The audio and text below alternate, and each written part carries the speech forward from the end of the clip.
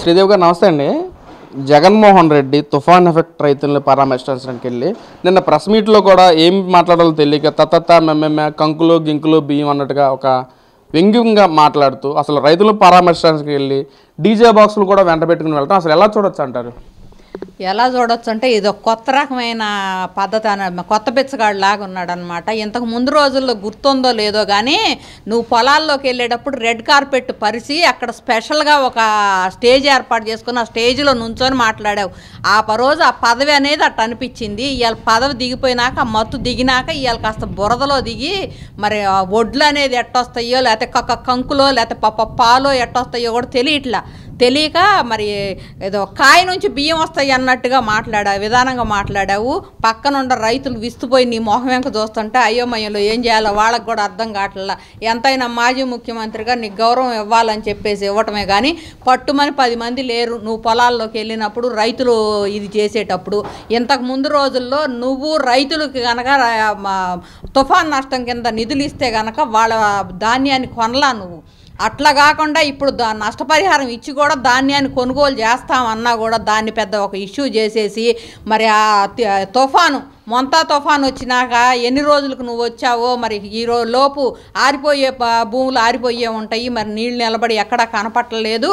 మరి వరి పొలాల్లోకి పోయి ఎట్లాంటి ఇష్యూ చేయాలని చెప్పి నువ్వు పోయావని చెప్పి ప్రజలకు బాగా అర్థమైంది. మరి మన ఎంత మాజీ ముఖ్యమంత్రిని ఎన్నుకున్నందుకు ఇంత ముందు రోజుల్లో ఎన్నుకున్నందుకు ప్రజలు ఎంత సిగ్గుపడుతున్నారో నిన్నే తెలిసిందనమాట. మరి ఆ వచ్చే వాళ్ళని పెయిడ్ ఆర్టిస్టులను తీసుకురావడానికి మరి ఈ ఆటోకి ఇన్ని, ఈ ఆటోకి ఎంత, ఈ ఆటోకి ఎట్లా అని చెప్పి రాసుకోవటము. మరి వాళ్ళ చేత వాళ్ళు కూడా ఇదెట్రా ఎక్కడ పర్యటన రా బాబు అనుకొని రోడ్లు అమ్మడ కూర్చోవటము. నీ వెనకమాల ఎంత జనం ఉంది, ఎంత జనబలంతో వచ్చావు. ఇంతకు ముందు రోజుల్లో మేము ఒక యాత్ర అనేది పాదయాత్రలు చేసే టైంలో మనిషి ఉండా లేకపోయినా అంబులెన్సులు తిప్పేవాడు అనమాట. ఆ అంబులెన్సులు తిప్పి దానికి దారి లేదు అంటున్నావు. నిన్న నీ పర్యటనలో కూడా అదే కనిపించింది. కనిపించింది. అంబులెన్స్లో మనిషి ఉన్నాడు, అన్నీ ఉన్నా కూడా నువ్వు దారి ఇలా అదొకటి గుర్తుపెట్టుకో. ఇంతకుముందు నేనేం చేశానా ఇప్పుడు నేనేం చేస్తున్నానా అయోమయ పరిస్థితుల్లో ఏమనేది అర్థం కాక ఈ లిక్కర్ స్కాముల్లో మరి కల్తీ లిక్కర్ స్కాము మరి పరకామణి దీనిలో ఇవన్నిట్లో నా మీదకే వస్తున్నాయి. చుట్టూ సరౌండింగ్ దగ్గర తాడేపల్లి కొంపకొస్తున్నాయి. ఇవన్నీ నేను ఎట్టై చేసుకోవాలా ఏం చేసుకోవాలని అర్థం కాక ఏం చేస్తున్నాడో కూడా అయోమయ పరిస్థితి అనమాట. మరి పెట్టుబడుల కోసం ఇతర దేశాలు వెళ్ళి దుబాయ్ లేకపోతే లండన్ అలా వెళ్ళి ఆ పర్యటనలు చేసుకొస్తుంటే అయ్యా కొడుకు ఇద్దరు యాత్రలకు పోయారు.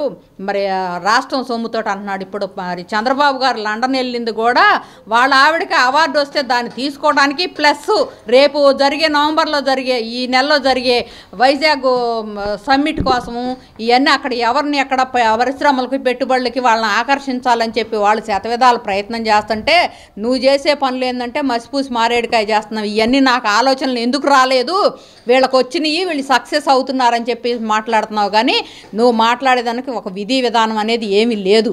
ఇక మళ్ళీ నిన్ను వెనకేసుకొచ్చే బొత్స సత్యనారాయణ గారు ఉంటాడు. ఆయన ఏం మాట్లాడుతున్నాడు ఆయనకే అర్థం కాదు, మాకు అర్థం కాదు. మరి ఇంతకు ముందు రోజుల్లోనే మరి ఎంత బాగా డెవలప్ చేసుకొచ్చాడో మరి జగన్ మరి గత 5 సంవత్సరాల్లో రాష్ట్రాన్ని అభివృద్ధి పదంలో తీసుకెళ్ళాడు. మరి నాడు నేడని ఒక ప్రోగ్రాం పెట్టాడు. ఆ నాడు నేడులో పాఠశాలను ఎంత బాగా అభివృద్ధి చేశాడో మరి ఇంగ్లీష్ మీడియం అని పెట్టాడు. ఇంగ్లీష్ మీడియం ఎంత బాగా మాట్లాడుతున్నాడో మరి ఇప్పుడు నువ్వు పోల్చుకోవాల్సింది ఏంటంటే అయ్యా ఇంగ్లీష్ ప్రెస్ మీట్లో పెట్టి కూడా జగన్ ఉన్నప్పుడు విప్లవాత్మకమైన మార్పులు తీసుకొచ్చిన నాడు విద్య, వైద్యం, వ్యవసాయ రంగాల్లో విప్లవాత్మకమైన మార్పులు తీసుకొచ్చే జగన్మోహన్ రెడ్డి ఈ ప్రభుత్వం మొత్తం పట్టించుకోకుండా గాలికి వదిలేశారు అని చెప్పి కూడా మాట్లాడుతున్నాడు. ఆ విప్లవాత్మకమైన మార్పులు ఏందో అంటే మేము చెబుతాము 10% పాఠశాలలు అనేది అటు ఇటు కాస్త రిపేర్లు చేసి ఆ 10% ఎన్ని ఫోటోల్లో చూడు ఎన్ని వీడియోల్లో చూడు అదే పాఠశాలలు ఉంటాయి, అదే ఇది ఉంటాయి. మిగతా 90% అక్కడే ఉంటాయి. ఇప్పటికి కూడా కొన్ని పాఠశాలలు శిథిలావస్థలో ఉన్నాయని చెట్లు కింద మరి బోధన చేస్తున్నామని చెప్పేసి మరి ఉపాధ్యాయులు అయితే చెబుతున్నారు. అవన్నీ ఏం కనపడవు. మరి బొత్స సత్యనారాయణ గారు నీకు మరి ఎమ్మెల్యే గెలవలేదు, నాకు ఎమ్మెల్సీ ఇచ్చాడు, ఆ మాత్రం కృతజ్ఞత చూయించుకోవాలని చెప్పేసి అనుభవం ఉన్న నాయకుడు మరి కాంగ్రెస్లో బాగా నీకు అనుభవం ఒక కాంగ్రెస్లో ఉన్నప్పుడు కూడా మంత్రి పదవులు చేశావు అని అనుకుంటున్నాం, కానీ నువ్వు విచక్షణారహితంగా మాట్లాడుతున్నావు, ఏం మాట్లాడుతున్నావు అర్థం కావట్లా. కాబట్టి నీ ఇది కూడా డౌన్ అయిపోతుంది. అదొకసారి తెలుసుకొని ఏం చేశారా, మరి వైద్యం అన్నావు, మరి తండ్రి పెట్టిన ఆరోగ్యశ్రీ పథకాలకే మరి కొన్ని చోట్ల అసలు మాకు బిల్లులు రాలేదని లబోదిపోమంటున్నారు వాళ్ళు. మరి ఏ రకంగా అయితే చేసావో చూసాము. వైద్యం అనేది ఎంత మాత్రం అందుతుందో కూడా చూసాము.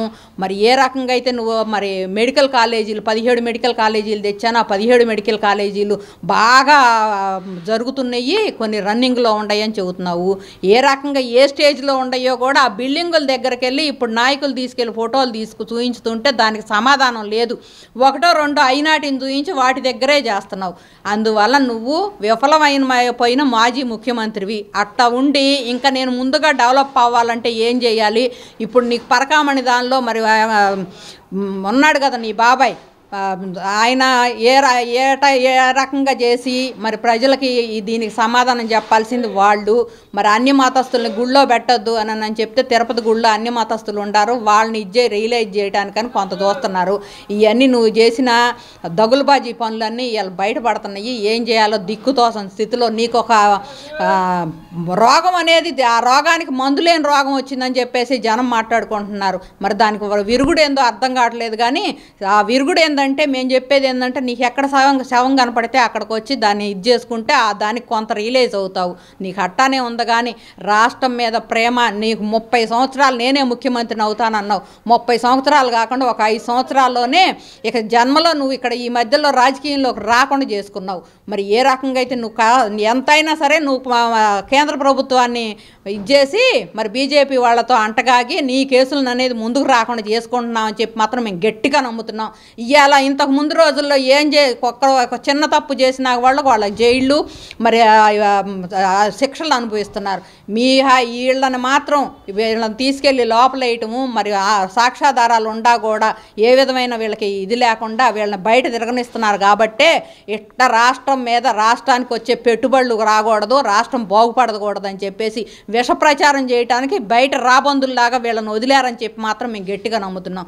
దయచేసి వీళ్ళని తొందరలో జైల్లో వేసి వీళ్ళ శిక్షలు ఖరారు చేసి జైల్లో ఉంచడం బెటర్ అనుకుంటున్నాం. అంటే మేడం ఈ 18 నెలలు చంద్రబాబు 18 నెలల్లో కూడా 16 సార్లు కరువు వచ్చింది. రైతులు అకాలంగా నష్టపోయినా సరే చంద్రబాబు పట్టించకుండా ఇటు చంద్రబాబు, లోకేష్, పవన్ కళ్యాణ్ తన సొంత ఖర్చులతో కానీ సొంత ప్రయోజనాల కోసం విదేశాల్లో తిరుగుతూ ఉన్నారు, ఎంజాయ్ చేస్తూ ఉన్నారు, ప్రజలందరినీ గాలికి వదిలేసి అని చెప్పి కూడా వైసీపీ వాళ్ళు మాట్లాడుతున్నారు. ఏం చెప్తారు? నిజంగానే ఎంజాయ్ చేస్తున్నారు. 16 నెలల్లో 16 తుఫాన్లు తీసుకొచ్చామన్నాడు. నిజంగానే చంద్రబాబు ఒక కర్ర తీసుకొని సముద్రంలో సుళ్ళు తిప్పుకుంటా 16 సార్లు ఇక్కడ ఒకసారి తీసుకొచ్చి వదిలిపెడతాం, ఇంకోసారి వదిలిపెడతాం. నిజంగానే చంద్రబాబే తీసుకొచ్చాడు. మరి నా సంగతి మరి ప్రకృతికి కూడా చంద్రబాబు ఇచ్చేస్తున్నాడు అనమాట. అంత కెపాసిటీ ఉందని మాత్రం నువ్వే ఒప్పుకుంటున్నావు. మరి ఈ రకంగా ఇంతకుముందు నీ హయాంలో తుఫాన్లు వస్తే ఎక్కడెక్కడ చెట్లు కొట్టించి ఏ రకంగా అయితే ఆగం చేసి ఇచ్చేసావో చూసాం. మనం పర్యటనలకు వెళ్తుంటే పర్యావరణాన్ని పరిరక్షించేది చెట్లు అంటే ఎక్కడికి మనం పర్యటనకు పోయినా చెట్లు కొట్టడం చేర్చావు. ఇవాళ అదే ఇదిలో చెట్టు ఎక్కడైనా సరే కొంత ఒక మోస్తరు చెట్టు కానీ తీయాల్సి వచ్చిన పరిస్థితి అయితే ఆ చెట్టు చుట్టూ బుట్టగట్టి ఒక చోట నుంచి ఒక చోటకి ఇది చేసి తీసుకెళ్ళి పెట్టి ఆ చెట్టును అనేది పోనీయకుండా కాపాడుతున్నాడు. అందుకని నిజంగానే చంద్రబాబు తుఫాన్లు సృష్టిస్తున్నాడని చెప్పి మనం గట్టిగానే నమ్మాం. ఇంతకు ముందు రోజుల్లో మీ నాన్న హయాంలో మరి ఏదో వర్షాలను కూడా కృత్రిమ వర్షాలు కురిపిస్తానని చెప్పేసి ఒక పాలసీ అయితే పెట్టాడు. అట్లాంటి కెపాసిటీ మీకుందని మేము ఒప్పుకుంటాం. మరి కృత్రిమ వర్షాలు కురిపించడానికి అవన్నీ చేశాడు, మరి వర్షాలు కురిపిస్తున్నాడు అని. మరి అది ఫెయిల్ అయిపోయింది. ఎందుకు మరి ఫెయిల్ అయిపోయిందో మాకు అర్థం కాల. అట్టయితే చంద్రబాబు సక్సెస్ అయినట్టే. మరి తుఫాన్లు 16 నెలల్లో 16 తుఫాన్లు ఒక కర్ర తీసుకొచ్చి తిప్పుకొచ్చి వదిలాడు. మరి అందుకని చెప్పి గట్టిగా నమ్ముతున్నారు ప్రజలు. కానీ నీకేం మాట్లాడాలో తెలియదు. మరి విదేశీ పర్యటనలు చేసి ఎంత పెట్టుబడులు తెచ్చాము, ఇదిగో పలానా చోట పలానా పెట్టుబడి తెచ్చాము, పలానా చోట ఇది చేసామని చెప్పేసి వాళ్ళైతే మీడియా పరంగా చూపించడానికి సిద్ధంగా ఉంటారు.